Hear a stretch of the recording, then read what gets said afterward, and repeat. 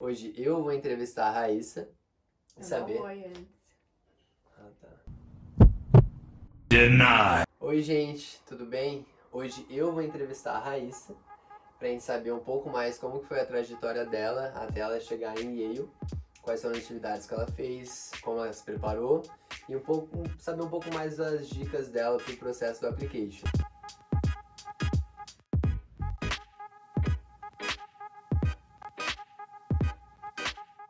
A primeira pergunta que eu vou fazer seria se ela lembra qual foi a primeira vez que você pensou em estudar fora. Lembro. Eu era bem pequena e não passava de um sonho infantil. Eu sempre gostava de, à noite, quando eu podia discar a internet, procurar umas imagens de lugares bonitos.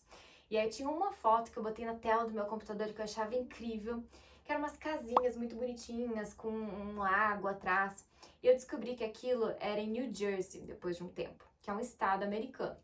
E aí eu fui pesquisar mais sobre o estado, eu descobri que tinha essa universidade, Princeton, que eu nem sabia o que era. Princeton é uma das melhores universidades nos Estados Unidos, mas eu não fazia a mínima ideia. E eu dizia, não, eu vou morar em New Jersey, eu vou estudar em Princeton, eu vou, enfim, ter uma casinha daquelas.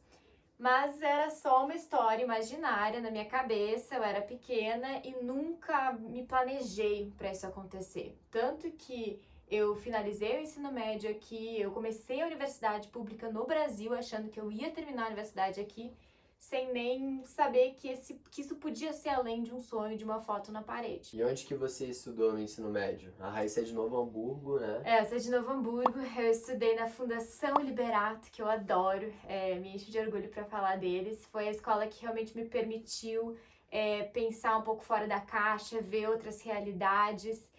Eu fazia ensino técnico, né? Na Fundação Liberato só tem ensino técnico. E eu fazia química lá. Dentre as opções que a escola fornecia, eu achei que química combinava mais comigo. Com o passar do tempo, eu descobri que eu não gostava de química, mas eu já era tarde demais, já estava lá. Mas ao mesmo tempo, eu me apaixonei por pesquisa, né? Por estar fazendo química, eu entrava em muitos laboratórios, tinha muito incentivo para pesquisa, porque a Fundação Liberato é a escola que organiza a Mostra Tech, que é a maior feira de ciências da América Latina. Então a gente sempre, se não estava criando um projeto de pesquisa, a gente estava lá como tradutor, como trabalhando para organizar a feira. Então, antes mesmo de eu desenvolver um projeto de pesquisa, eu sempre estava envolvida com esse mundo e gostava muito. Então, mesmo não gostando de química, eu consegui usar a química para criar pesquisa, para criar soluções, para satisfazer a minha curiosidade. E aí foi que eu fui me envolvendo com esse mundo, mesmo fazendo um curso que eu achei que não combinava tanto comigo. E essa foi uma das suas principais atividades extracurriculares, né? Sim, com Fazer pesquisa. certeza, com certeza. Eu acho que tem dois perfis mais gerais assim que a gente vê numa application. Um é o perfil bem que a gente falou do Francisco no último vídeo, que é a pessoa generalista, que tem muitos interesses, que participa bem de muita coisa.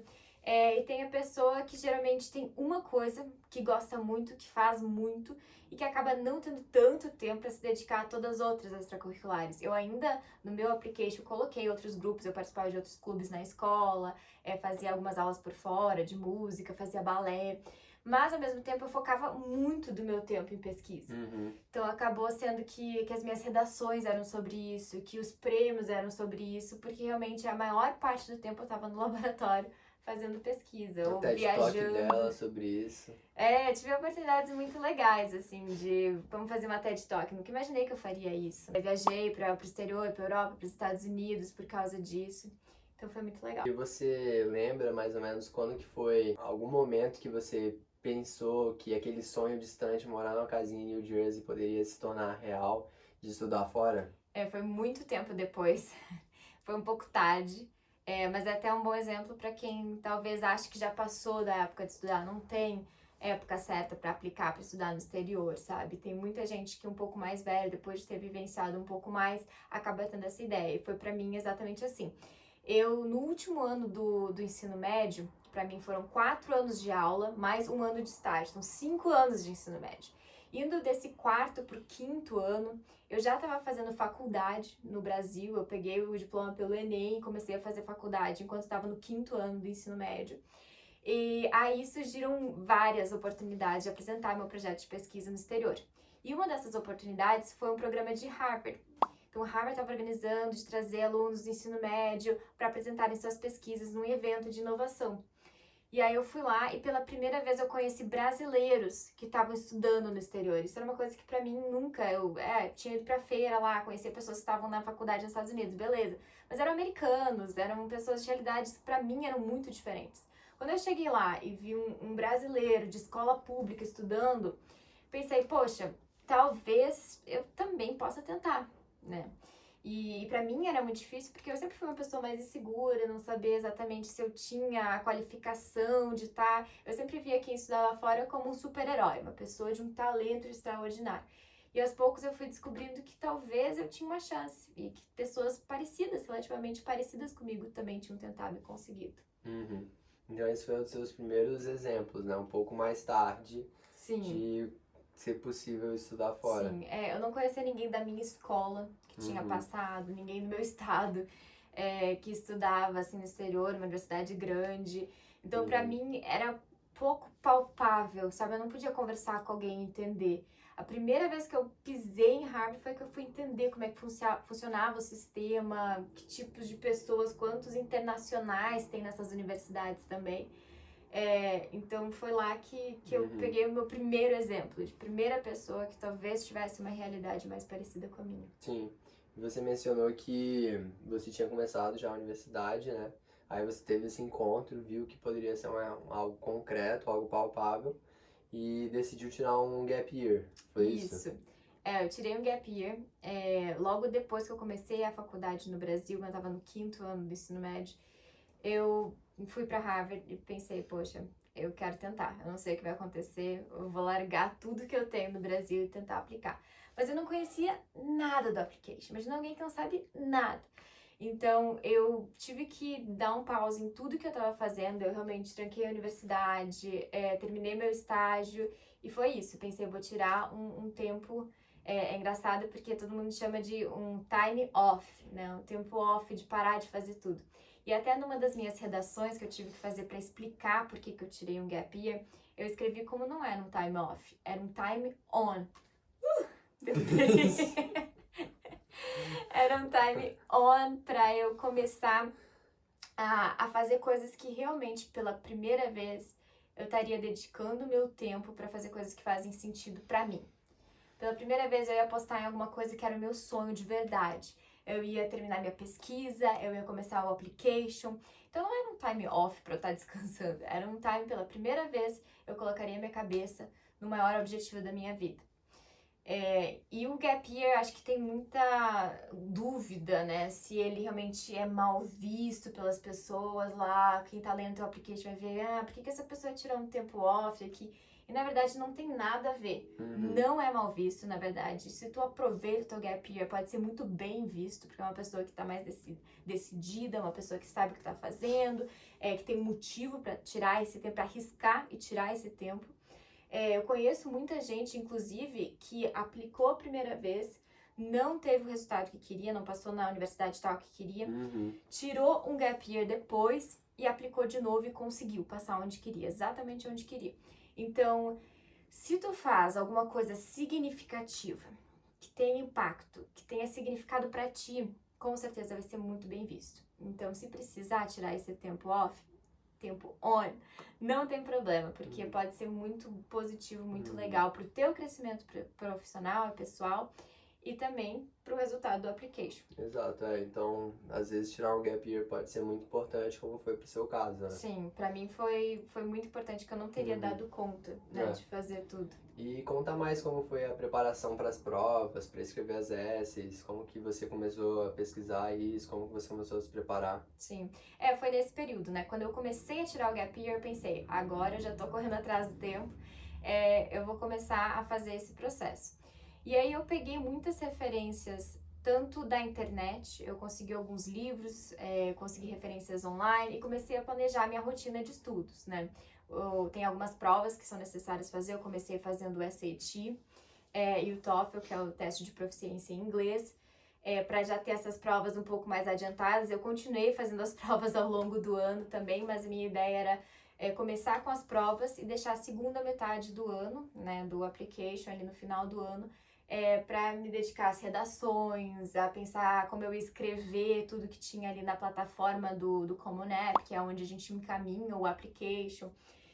Então, mais pro final do ano, eu estava escrevendo minhas redações, pedi cartas de recomendação para os professores, tentei realmente criar a minha narrativa, né? Quem é essa pessoa, a Raíssa, que está aplicando, por que isso faz sentido, o que eu fiz até hoje, como é que foi meu gap year. Então foi mais ou menos assim, mas eu tinha uma rotina de acordar, fazer meu estágio, eu fazia algumas atividades físicas, algumas outras atividades por fora durante a tarde e sempre tentava encaixar também, acordava de manhã e estudava algumas palavras de flashcards, palavras em inglês diferentes que caíam nas provas. Durante a tarde também fazia algumas atividades, à noite sempre fazia alguns simulados de prova. Então foi mais ou menos isso. E você teve alguma mentoria, alguma ajuda durante esse processo? Tive 2 mentorias que foram muito importantes para mim, né? Como eu estava falando, eu não tinha muito acesso à informação direta. Então, ter esses exemplos das pessoas da mentoria também foi muito importante, porque meus mentores eram alunos brasileiros que estavam nas universidades que eu queria estudar nos Estados Unidos. Inclusive, um dos meus mentores era de Princeton. Então, eles conseguiram parear uma pessoa que estava na universidade que eu queria aplicar. Eu participei de 2 programas específicos, o da Brasa, e é uma organização super legal que vocês podem conhecer. Eles têm um grupo que tem vários guias, manuais, perguntas e respostas. E também a Fundação Estudar, que é outro grupo maravilhoso. E eles têm, eu não sei se ainda se chama Prep Scholars, mas quando eu fui preparada por eles, se chamava assim, então tem esse programa de mentoria. Eu tive 2 mentores diferentes que me ajudaram muito, até lendo as redações de última hora, faltava assim 2 horas para mandar, ainda tava lendo e me ajudando. E não só com as redações, com todo o processo de organização, mas também com a motivação, né, que é super importante. Faz um diferencial bastante. Eu só tive um mentor, que também foi da Brasa, mas ela me ajudava bastante, valeu como 2 mentores. E qual você acha que foi o seu diferencial para ser aprovado em Yale? Acho que, como eu estava falando, a parte mais importante do meu application foi a pesquisa, né? Eu tinha também vários outros extracurriculares, coisas que eu tinha feito, mas o que me permitiu pela primeira vez sonhar em estudar fora foi a pesquisa, então não poderia ser diferente, né? Foi a pesquisa que me fez sair do país e apresentar projetos para, poxa, um prêmio Nobel aqui na minha frente, escutando o que eu tenho a dizer. Então foi a pesquisa que também, além de me dar oportunidades para eu escrever lá no meu application, a pesquisa fez eu pela primeira vez acreditar em mim mesma. A pensar, poxa, eu tenho uma ideia para resolver um problema da minha comunidade, eu vou fazer um projeto sobre isso, eu vou conseguir um resultado e eu vou fazer com que as pessoas escutem o que eu tenho a dizer, né? Pela primeira vez eu vi que o meu trabalho duro, a minha criatividade, minha curiosidade podia se transformar em impacto social, em mudança, em solução para a vida das pessoas. Então foi aí que eu pensei, poxa, eu tenho uma oportunidade e eu posso talvez estar criando ainda mais impacto social, ainda mais mudança no mundo se eu for procurar cada vez mais esse mundo de gigantes, né? Tá estudando uma universidade boa com pessoas que estão cada vez mais tendo pensamento crítico, ideias mais inovadoras. Então eu diria assim que o ponto-chave para mim foi realmente a pesquisa. Eu escrevi muito sobre isso no meu application. Acho que também vale dizer que é importante a gente desbravar durante o application várias facetas de nós mesmos, né? Nunca é interessante também só focar em uma coisa, mas as minhas redações foram sobre isso, as professoras que me orientaram nos meus projetos de pesquisa escreveram cartas para mim, então eu pude também explorar bastante porque a pesquisa era central e como eu queria fazer pesquisa na universidade, né? Porque isso é uma coisa importante, eles sempre querem ver que tipo de benefício você vai trazer. Né? Então a gente sendo brasileiro, tendo uma vivência cultural completamente diferente, a gente já tem muito a acrescentar, né? A gente tem histórias de vida muito diferentes para contar. Então a gente pode aproveitar essa narrativa também, porque realmente a gente tem uma história de vida completamente diferente. E isso eu acho que conta muito também. Às vezes a gente pode pensar, ah, não, mas eu não tenho nenhuma história incrível. Qualquer história pode ser incrível. Verdade. Depende de como você conta ela e do que você tira de todos os desafios que você teve na sua vida, né? O que você fez mesmo não tendo nada de incrível ali. O que você fez para transformar a sua vida valiosa, sabe? Então é isso. E você passou em Yale e você também passou em Princeton, que era o seu sonho inicial. e mais algumas outras universidades que ela também passou. Por que você acabou escolhendo ir para Yale? Sim. Eu acabei aplicando para um monte de universidade, né? Acho que foram quase 20 universidades. Eu passei em 7. E aí eu realmente achava, como eu falei, aquele sonho de infância, de querer ir para Princeton. Então eu achava que eu ia para Princeton, mas eu ainda fiquei na dúvida. E aí eu fiz um roteiro para visitar as universidades que eu mais tinha dúvida.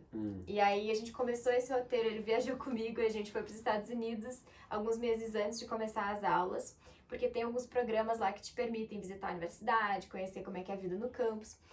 E aí a gente foi para Harvard primeiro, aí a gente foi para Yale, Brown, Princeton e Penn, que eram as universidades que eu tinha selecionado.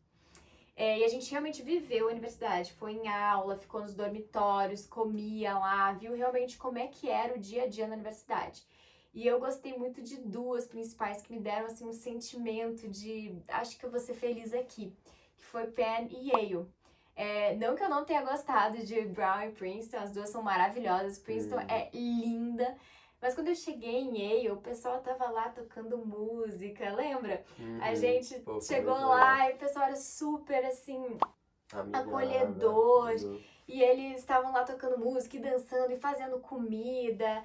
E eu me senti muito bem. Eu acabei conhecendo uma professora que eu queria fazer uma pesquisa lá aleatoriamente. A gente ia nas aulas e o pessoal era também super acolhedor. Então, foi um sentimento. Aquela coisa de realmente, eu sinto que aqui eu acho que eu vou ser feliz e eu acho que vai ser legal. E acabei marcando, na verdade, a universidade faltando umas horas, assim. Foi no último dia, eu tava entre Penn e Yale. E eu acabei optando por Yale nos últimos segundos. Mas foi muito legal, não me arrependo nem um pouco. E pra gente fechar, você daria alguma dica pro pessoal que tá aplicando agora, que tá pensando em aplicar? E uma dica também que você daria pra você do passado? Eu acho que, olhando pra minha trajetória, eu não mudaria nada, porque eu acho que acabou dando tudo certo, mesmo achando que em vários momentos ia dar tudo errado. Tendo vários desafios no caminho, acabou sendo muito legal toda a trajetória.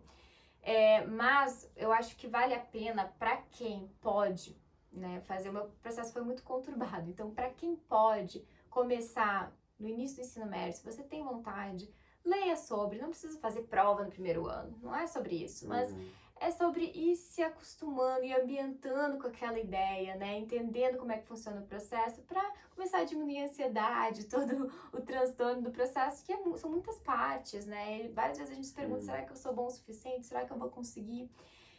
Então, realmente, começar a se planejar com um pouquinho mais de antecedência, ou então se dar a flexibilidade de tirar um gap year, se for necessário, e fazer coisas que são significativas para ti, né? Porque o mais importante na sua história não é ver quantas atividades você fez, quantos prêmios você tem, mas por que aquele prêmio faz sentido? O que ele significou para ti? Então, eu acho que isso é muito importante. Tire o tempo que for necessário para você fazer isso, aproveite suas oportunidades e tire significado de cada coisa que acontece na sua vida. E a outra coisa que eu diria para mim mesma e diria para todo mundo que está assistindo, acredita que você é capaz. Todo mundo tem uma história para contar. Todo mundo viveu algum desafio e tirou uma lição de cada coisa que aconteceu. E a gente tende a achar que o outro é melhor, que o outro fez algo mais extraordinário, mas nada, a gente não teve nada extraordinário nas nossas vidas. Tivemos pessoas normais, completamente normais. A única coisa que pode diferenciar é quantas vezes que mesmo falhando a gente continuou tentando. Determinação é a única coisa que realmente pode fazer o diferencial na sua vida. E isso todo mundo pode conseguir. Determinação não é um talento, é algo conquistado. Então é continuar tentando e se olhar no espelho e dizer, eu sou bom o suficiente, eu vou conseguir, se eu quiser eu vou conseguir, e aceitar, porque realmente tem certas coisas que é perfil de universidade, que às vezes a gente não passa e fica perguntando por quê. Que na verdade a universidade tem que entender o que daquele aluno faz sentido, né? Eu, por exemplo, apliquei para Stanford dizendo que eu queria fazer psicologia clínica. Stanford nem tem psicologia clínica. Então, meu conselho final é acredite e dê o seu melhor. E aí o resto a gente vê. Muito obrigado, Raíssa. Acho que deu pra gente conhecer um pouco mais como que foi o seu processo. Antes não conhecia. Não conhecia. E se vocês tiverem mais perguntas que a gente não conseguiu abordar aqui, por favor, deixem nos comentários ou entre em contato com a gente nas redes sociais. A gente vai com certeza responder todo mundo. E é isso aí, gente. Muito obrigado. Obrigada. Obrigado, Raíssa. Foi um prazer. Obrigada, entrevistador. Nada. Bom, Até gente. mais. Até Beijo. mais. Tchau.